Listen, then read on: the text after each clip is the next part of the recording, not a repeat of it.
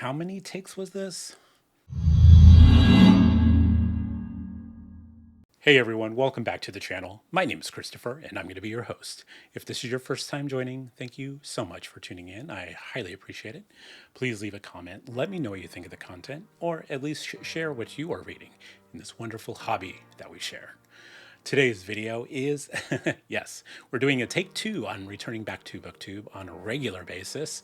As you know, or probably may have forgotten, I had every intention to do so back in 2024 when I took a kind of like a little break at the end of 2023.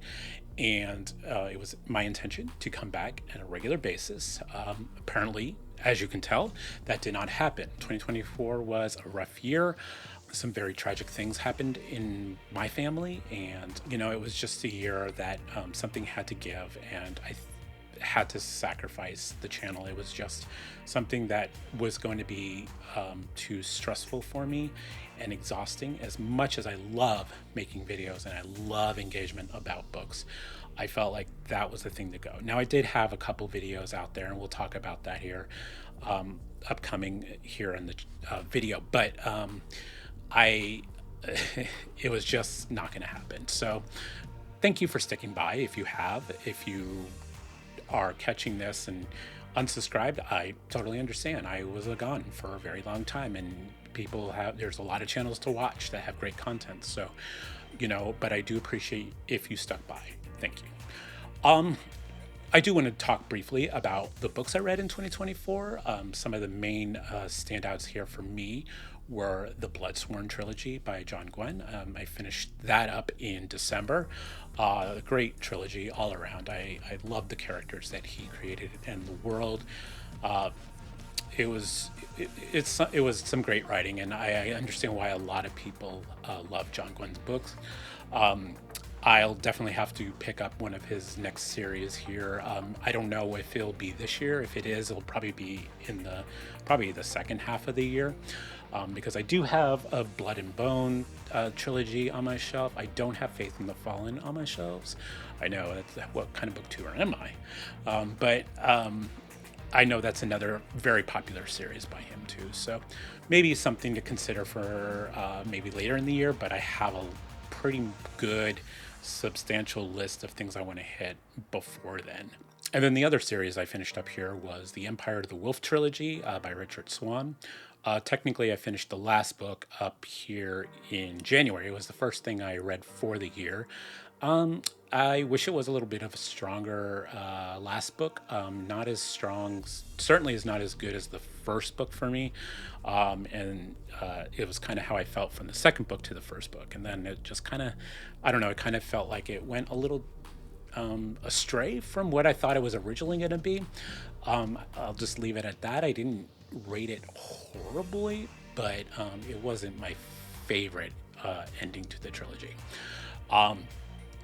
But I'll be picking up his newest here coming up this year, so I'm pretty excited to see what he has in store for us next. I'm caught up on the Kithamar trilogy by Daniel Abraham. That book 2 was Blade of Dream, so I just sing high praises of Daniel Abraham. I would love to hit up another series I haven't read by him, and I'll have that probably up in another upcoming video of series I would like to at least start this year.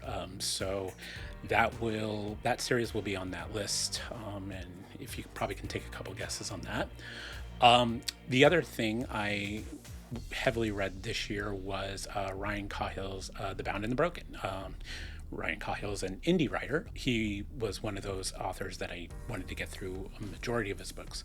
Fun thing with The Bound and Broken was this was a buddy read with John from Talking Story and Philip from Philip Chase, and Mike from Mike's Book Reviews, who's already read it, was sort of like our knowledge guru of the little group that we had reading it. We are all caught up. We are due for a video of War and Ruin, and possibly including the ice. I'm not sure. I did read the ice, so I am like all caught up with that.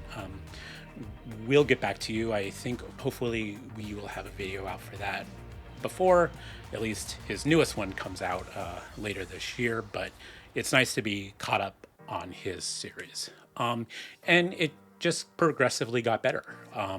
As I read, the first book, of course, debut was, rough around the edges, but it was a fun story. And then his writing though improved, and as you got through the books, and yeah, now I think he's really got something going here. So good for him. But as to what was my favorite book of the year, well, I started a author I've been wanting to read for quite a while, and that was Guy Gavriel Kay. And I read 2 of his books this year, and it was a debate on which one I wanted to consider to be the best of those 2. And it was a tough choice. I read A Song of Arbonne, and I read A Brightness Long Ago. So I think my book of 2024 had to go to Of Brightness Long Ago. So just a brief thing, you probably all mostly know or maybe familiar with Guy Gavriel Kay, because I am late to his books, but he's more of he's a historical fantasy writer, as probably the best way to describe his books. I mean, there's very familiar themes and tones to his books that take place, like, say, mostly in Europe or Byzantium or anything like that. And you get that feel of that historical aspect of it, but his worlds are, not on Earth. What I think about Guy Gavriel Kay is he has a very unique narrative that I don't see too often. There's a very poetic, almost like lyrical song feel to his writing. Now, I thought that was only going to be prominent in A Song for Arbonne, but it also showed up in A Brightness Long Ago as well. And it's like a bard telling a tale, I feel like, with his writing. And yeah, it was just such a fantastic story that I think was needed for me at the time, for 2024 being just a crap show for me. Every character, every moment seemed, even minuscule as it was, seemed important. And feel free, I do have a discussion. It was one of the few discussions I did have in 2024. I'll have it linked up here somewhere with a couple other booktubers. We had a great discussion about this book, so feel free to watch that. So I won't go too much more into it, but yeah, character, just the way the book was written itself. And like I said, even like minor things, like he would have a way of, like, without going into spoilers, like wrapping up like minor characters that our major characters meet, and giving those little minor characters like this like little moment of like what their life was like. And it didn't take away from the story at all. It just actually enhanced the story. Just overall enjoyment. This was a perfect thing for me in the turbulent of 2024, and I definitely want to read more Guy Gavriel Kay this year. I would love to read, I think Lions of Alderzon is definitely probably one. I meant to read that 2 years ago and I never got to it. So I think that one might be the good one, or the Sarantine Mosaic. One of the two, definitely for 2025. We'll see. But definitely an author to check out. So let's talk 2025. So first thing you probably noticed is I changed the name of my channel slightly. It used to be called See Navo, The Next Chapter, or The Next Chapter by itself, or, Christopher Navo. So I was like, let's get rid of something here. And I've decided to just stick with my name, Christopher Navo, and get rid of The Next Chapter. For probably the main reason is for some of you who may not know, I am writing a fantasy book. Fantasy series, actually, slated to be 5 books. So I am currently in edits with book one. I'm also writing book two because I want to make sure that there's not this like long gap between books coming out. So that is why book one is taking a little longer than anticipated. It was one of the few things I did complete in 2024. Really focusing on the writing gets me out of into a different mindset.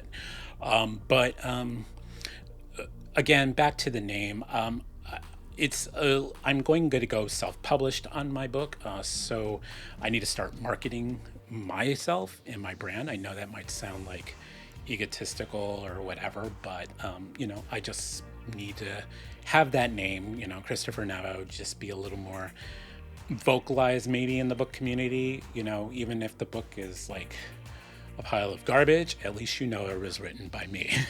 So that is the goal. I feel like it's a lot more simpler for people to find me.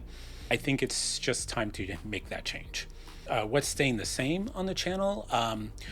My first and number one dedication to my channel will always go to indie and self-pub books. I want them to have a little more presence. It's really hard for people to know these books exist, and there's some great stories out there. Some great, I have a whole shelf over here, guys, and one of the things I need to do is catch up on some arcs and some purchases of my own.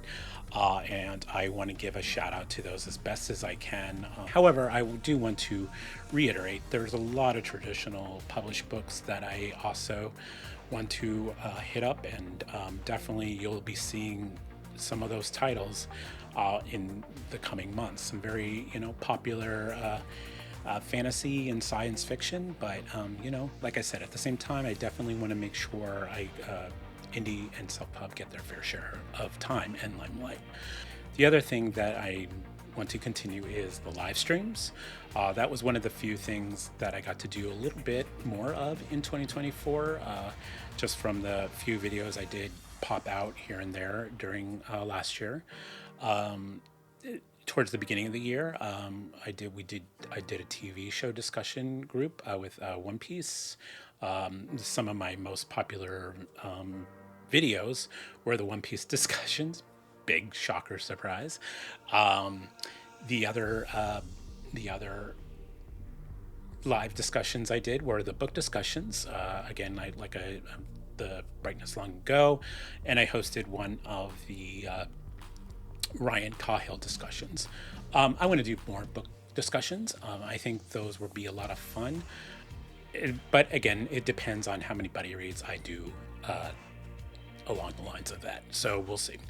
And then the final thing that I also started last year, and I only did two of them, but they were a lot of fun. They were the Authors Alcove discussions. I had a group of usually two or three authors, mostly in the self-pub and indie communities, on the show and just discussing topics. So these aren't just author interviews per se. They're more on the lines of discussing whether their process or their world building or character development. So because I want it to be a little more just casual, reader friendly discussions too, so readers can join in, and those are live, so you're welcome to comments and all of that. And of course I want to get back and start scheduling those again. I'm trying to keep my ambitions for the channel streamlined a little bit to where I don't overwhelm myself, because that could be a reason why I go on hiatuses. So, these are just things I want to do a little more of, but I'm not going to overwhelm myself with them. Some of the things I want to, and that brings me to some of the things I want to change.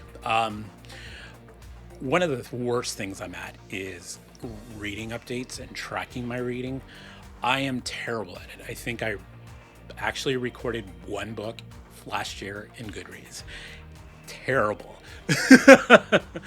So hopefully I fix that problem in 2025. I'm actively have tabs for now Goodreads and Fable. I started one up, Fable.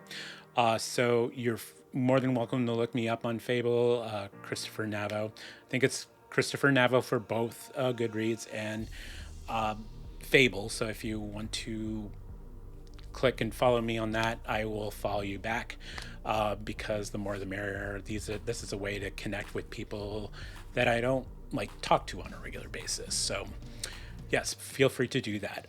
But then I'm also have an Excel spreadsheet, and I want to keep track of my reads, kind of how I ended up rating them, whether I wrote a review or not on Fable or Goodreads or even Amazon or something like that.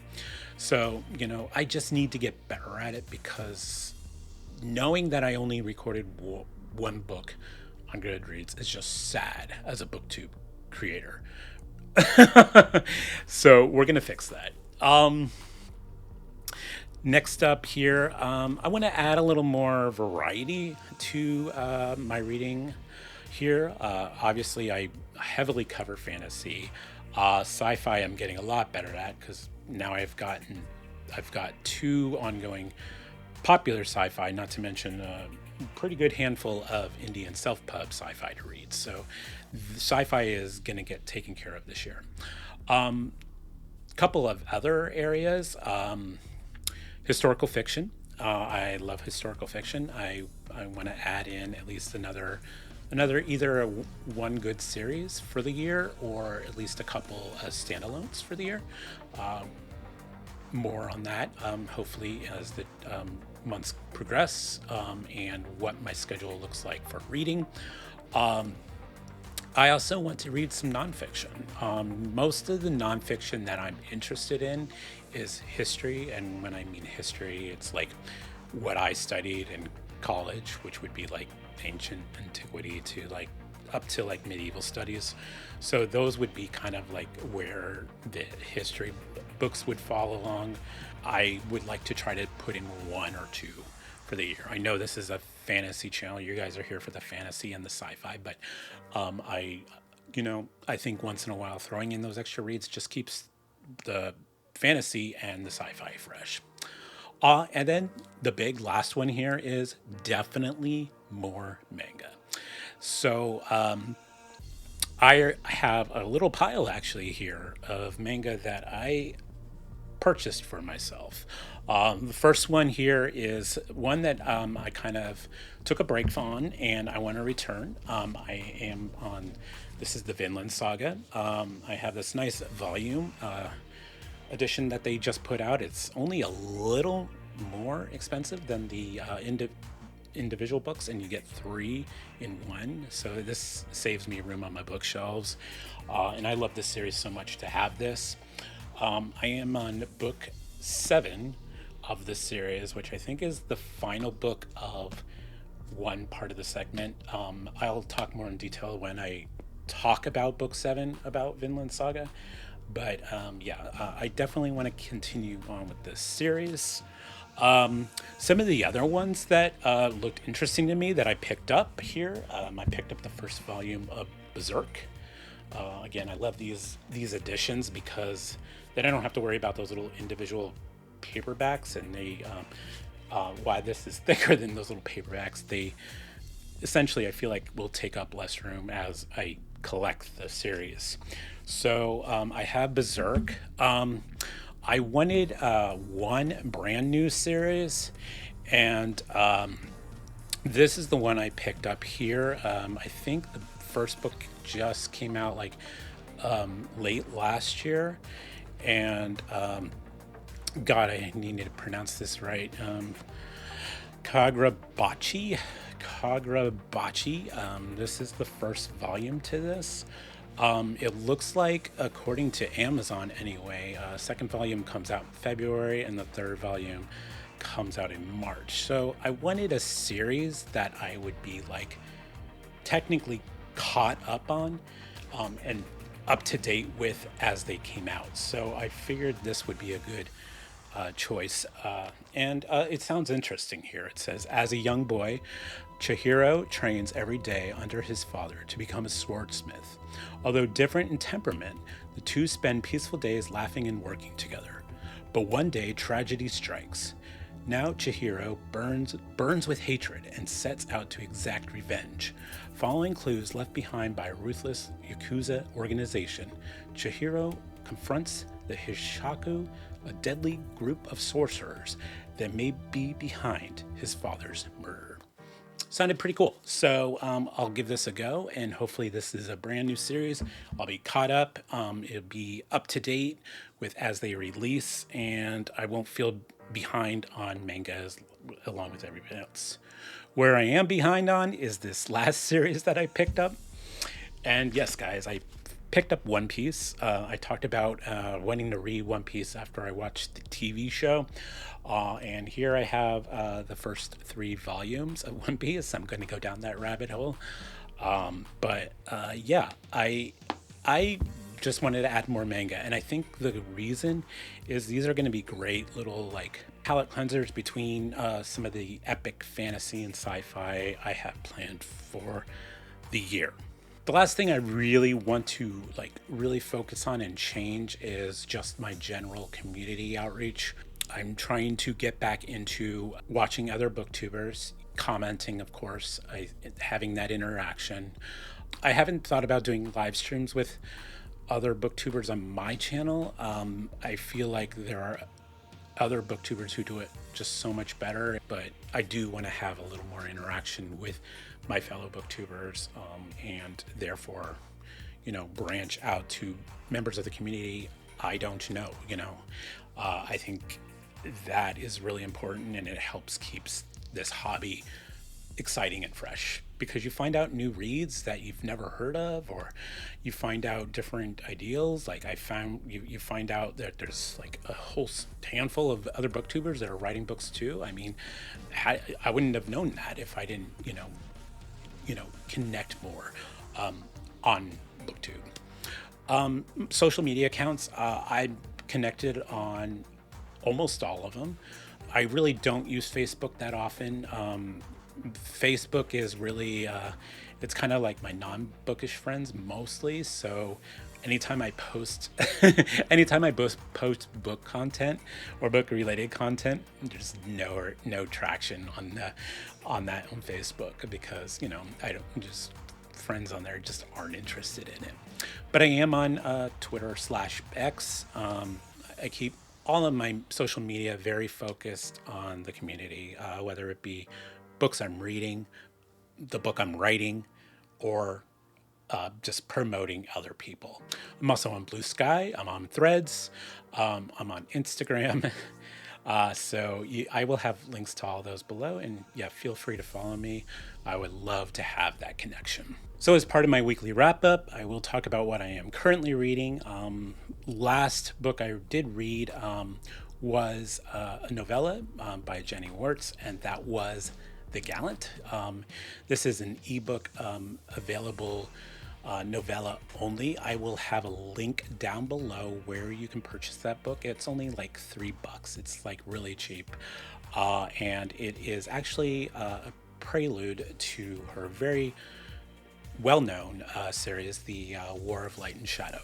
Yes, I am part of Janny-uary, the reading of The War in Light and Shadow. This is a big buddy read that's started up by John from Talking Story and his Booktube buddy Brian from Belltube, and they just gathered a bunch of booktubers, and then on the Discords they have their subscribers reading it too, so there's just this huge amount of people reading it. And I've been wanting to read this myself, and with luck, Janny herself was able to secure some of her stock, and I was able to get the majority of her series, which just at the bottom of my heart, it was just such a wonderful gift.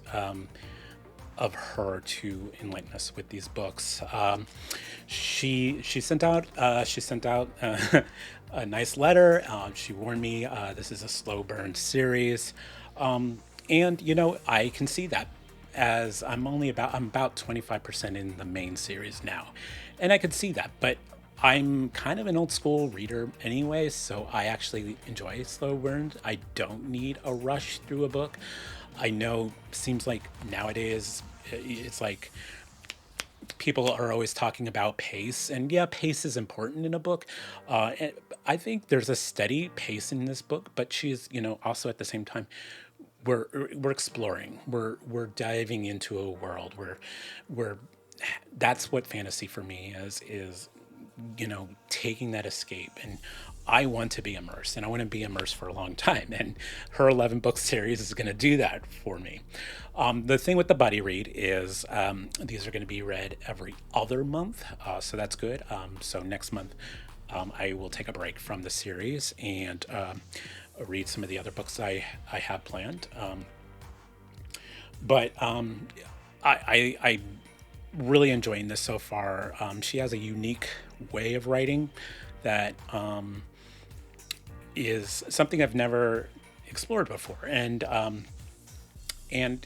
you kind of have to think a little bit sometimes.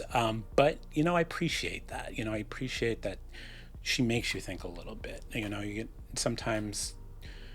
I think people think that fantasy is too simple, and you get a lot of complexity already, and I love that, and I'm loving the characters already, and that's crazy for how early I am in this book. So this is going to be a pretty decent long buddy read. Obviously, I don't think we'll finish the series this year with 11 books in every other month. We'll be lucky if we get 6 done for the year, but between myself, John, and Brian, and the plethora of other booktubers that are reading this, I'm sure we'll keep you up to date on where you want to go with that. If you still want to catch up, plenty of time. At least the paperbacks are widely available. Ebook. However, you can get hold of these books. Hopefully the goal is, with enough of us reading and enough of us putting this out there, hopefully the publisher will say, hey, maybe we should, publish some new copies and get these more available into people's hands. And that would be the ultimate goal, not only for readers, but I'm sure for Janny herself. Regardless of what video I put out, I do want to do an indie spotlight for each and every one of my videos. Today's indie spotlight is a cover reveal for an upcoming book. This cover reveal was made on Friday, and that was for a fellow booktuber and author, new author, at least here in the US anyway, Abel Montero, with his upcoming release, The Crimson Fire. This is book 1 of Memories of Kenjer. Gods walk among men, but the empire they have forged is on the brink of collapse. As whispers of rebellion grow louder, Ensign Andic uncovers a sinister plot that threatens the very foundation of divine reign. Every discovery pulls him deeper into a dangerous web, forcing him to confront truths that could shatter his unshakable loyalty. On the other side, Eshfen, a ruthless rebel with a cunning mind and a thirst for chaos, strokes the flames of dissent. He sows doubt in the hearts of the people, challenging the gods' right to rule and sparking a dangerous game of shadows that could bring down empires. Caught between loyalty and self-discovery, Shada, a young noblewoman, grapples with the weight of family honor and the desire for independence, with her fiercely devoted bodyguard Darjan by her side. Shaddai must navigate the treacherous waters of loyalty, love, and betrayal, where every choice could be their last.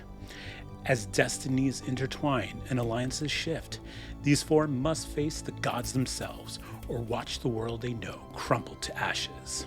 If that sounds interesting to you, The Crimson Fire is set to release April 29th of 2025. But in the meantime, please give Abel a follow over on his channel. I'll have that linked below. That's all I have for today, folks. I hope and pray that this year goes a lot better for myself, for the channel. Again, thank you for sticking by. I have some exciting reads ahead of me, and I really want to share them with you. So that's all I have for now. Thank you for subscribing, and until next time, may your journeys be epic. Take care. I had every intention to come back regularly. Somebody called it Gallant. I forget who. It's the Gallant. And yes, so the fires, not the fires. The other manga here I picked up. And that book was A Lasting Long Ago. No, A Brightness Long Ago.